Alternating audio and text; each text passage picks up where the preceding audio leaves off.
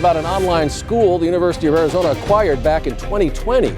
In March, a California judge ordered Ashford University and its parent company to pay $22 million in penalties for misleading students. Rebecca Taylor looks into where the money is going in tonight's follow-up to a News 4 Tucson investigation.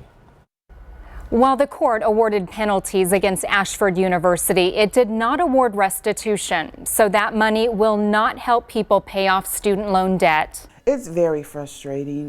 You feel totally abandoned. Stacey Sanders Gibson has $90,000 in student loan debt. She says Ashford University cared more about enrollment numbers than truthful advising. We've got this and that, and there's nothing you need to do except sign.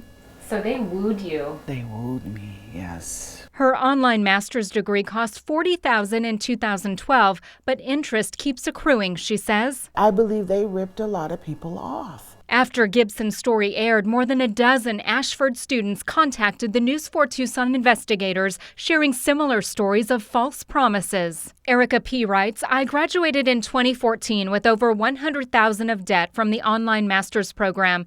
To this day, I do not have a career from the degree I received, and all I have to show is $700 per month in student loan payments. LaTanya F. writes, the entire financial system was horrific.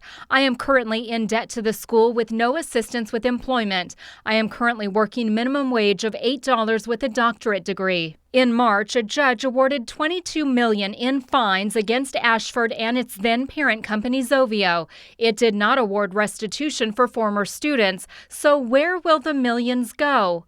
In a statement, California Attorney General Rob Bonta's press office tells the News 4 Tucson investigators, in part, the court awarded penalties, which will be split between the state and San Diego County, pursuant to state law and used for enforcement of consumer protections laws. The court's findings provide a strong basis for the Department of Education to provide Ashford students with relief from their federal student loans, and we hope Secretary Miguel Cardona will act swiftly to provide this relief. I would like for them to reach out to the students that they overcharged, because I'm pretty sure they're struggling, and help them, with those student loans. Either pay half of them or have them removed.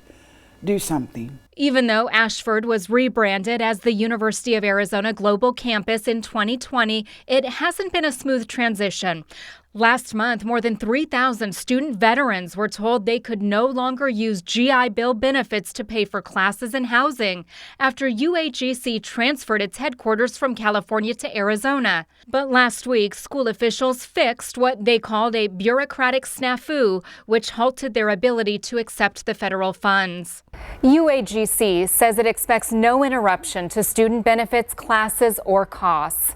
If you have a story you'd like us to investigate, email us at investigators@kvoa.com or call our tip line at 520-955-4444. Rebecca Taylor, News 4 Tucson.